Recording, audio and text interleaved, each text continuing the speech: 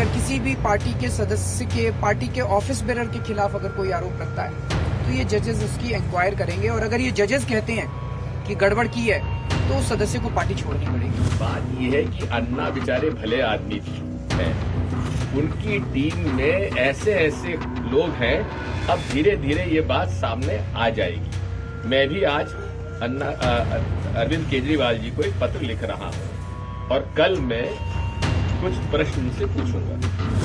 This is not about buying time, or this is not trying to push the matter further. What we are saying is, instead of asking one question and doing this media trial, उनके party के अंदर का internal Lokpal हो तो honest है, सरकार के अपने के अंदर की इंटरनल एजेंसी हो तो वो डिसमांटेड है। ये अलग बात है, उनके हर मापदंड अपने हिसाब से होते हैं। इतने अगर सवाल उठते थे तो इसके पहले क्यों नहीं उठे, आज जाकर क्यों उठ रहे, ये आपको जानना बहुत जरूरी है।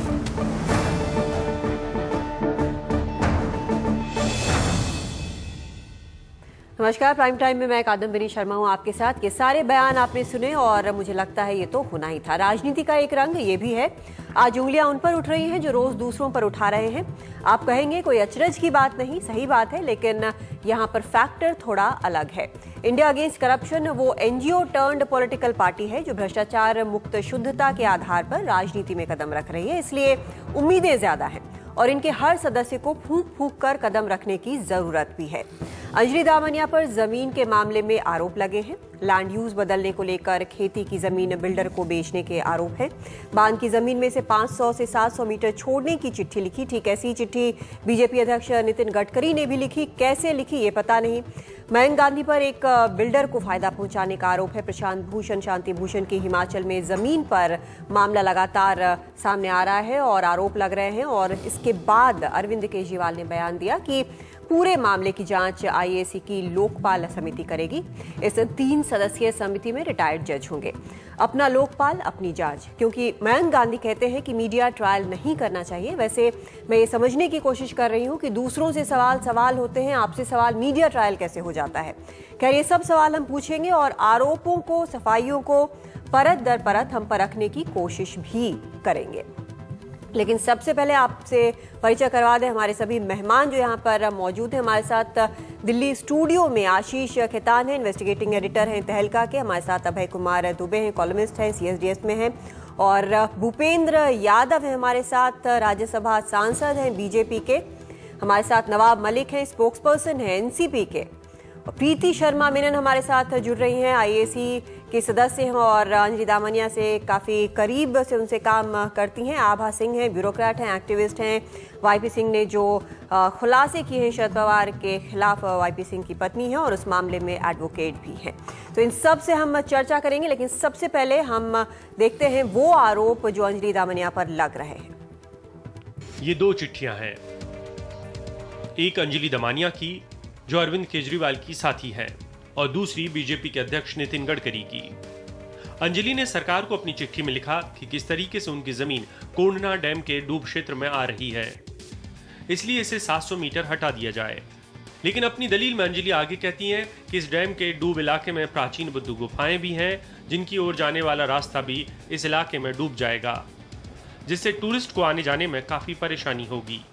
ये चिट्ठी 10 जून को लिखी गई, लेकिन 7 अगस्त को नितिन गडकरी ने सिंचाई सचिव को एक पत्र लिखा, जिसमें ठीक वही दलील दी गई कि किस तरीके से कोंडना बांध के आने से बौद्ध गुफाओं की ओर जाने वाला रास्ता बंद हो जाएगा। दिलचस्प बात यह है कि गडकरी ने भी बांध को 700 मीटर ही आगे खिसकाने की बात की है। कोंडना बांध से प्रभावित लोग तब नितिन गडकरी से मिले थे। अंजलि कहती हैं कि वो सारी जांच के लिए तैयार हैं। ये जो आरोप लग रहे हैं वो बड़े ही वेलकम है हमारे तरफ से।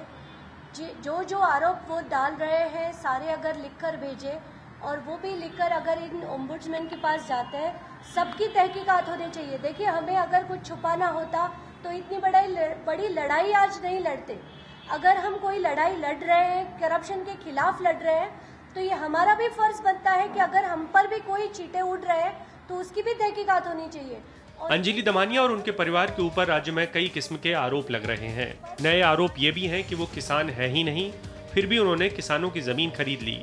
महाराष्ट्र में कानूनों के मुताबिक अगर आप किसान नहीं हैं तो किसानों की जमीन नहीं खरीद सकते। मुंबई से ब्यूरो रिपोर्ट, एनडीटीवी इंडिया। तो उम्मीदें बहुत ज्यादा हैं, इसलिए स्क्रूटनी भी बहुत ज्यादा हो रही है। जिन पर हमेशा आरोप लगते रहे शायद उनके बारे में लोग मान के बैठे हैं कि ऐसा ही है, चाहे वो अदालत में साबित हो ना हो वो अलग चीज है, उसके लिए पेपर्स बहुत मिले ना मिले। लेकिन जब सवाल इंडिया अगेंस्ट करप्शन पर उठता है तो वो बात होती है कहीं कि कहीं आप आम नहीं, खास तो नहीं है। आप अगर आम हैं तो ठीक है, ये सब चीजें नहीं होंगी। इसलिए प्रीति, पहला सवाल आपसे करना चाहेंगे कि ये जो चिट्ठी है जो हमें मिली है, जो अंजलि की तरफ से लिखा गया है और नितिन गडकरी की चिट्ठी, आखिर इतनी समान कैसे नजर आ रही है? देखिए, ये बात सही है कि अंजलि एक समय पे एक आम इंसान थी। उसकी ज़मीन थी, एक डैम के दायरे में जाने वाली थी और उसने चिट्ठी लिखी थी कि मेरे डैम की ज़मीन को अगर आप नहीं इन्वॉल्व करते हैं तो शायद ये बेहतर होगा। और इस किस्म से चिट्ठी उन्होंने लिखी होंगी सरकार को भी, इरिगेशन डिपार्टमेंट को भी, उन्होंने अपनी दलीलें की होंगी सबके सामने। लेकिन जब उनको पता चला कि ये जो डैम बन रहा है ये बिल्कुल बेमायने और बिल्कुल करप्शन में सीप्ड डैम बन रहा है, इसके कॉन्ट्रैक्ट देने के पद्धत पूरी गलत है, आरटीआई के थ्रू जब उन्होंने पता चला तब वो सोचने लगी, उन्होंने विचार किया कि जो हो रहा है गलत हो रहा है। इससे पहले कि अन्ना मूवमेंट शुरू हुई, आम इंसान के पास कोई रास्ता नहीं था इन लोगों से लड़ने का। अन्ना ने हमें दिशा दिखाई, केजरीवाल ने हमें रास्ता दिखाया कि हम लड़ सकते हैं, हम ये बदलाव ला सकते हैं। हम जैसे कितने सारे आम लोग जो अभी तक बस अपने लिविंग रूम में बैठे थे, आज बाहर आके लड़ रहे हैं। हमारी सोच बदली है, हमारे लड़ने के तरीके बदले हैं और आई थिंक अंजलि ने बहुत ही ब्रेव काम किया। उसने अपनी पूरी जिंदगी पलट दी है इस आंदोलन को आगे लेके जाने के लिए। जी प्रीति, आपने अपनी बात कह रही हैं कि आप कोई और उपाय नहीं था, लेकिन इस पर बात वहीं घूमकर आती है कि अदालत भी आप जा सकते थे। भूपेंद्र यादव, आपसे जानना चाहेंगे, आपसे भी वही सवाल है कि आखिर नितिन गडकरी की चिट्ठी इतनी सिमिलर कैसे है अंजलि दामनिया की चिट्ठी से?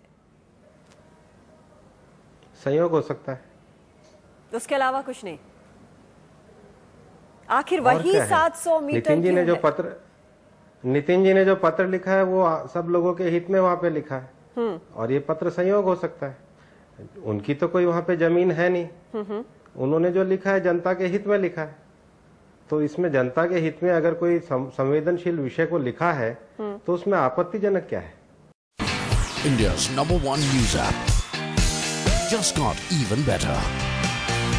Download NDTV's new app, fully optimized for Retina display, full screen view, faster response time, and Sudoku. NDTV's new iPad app. Download now.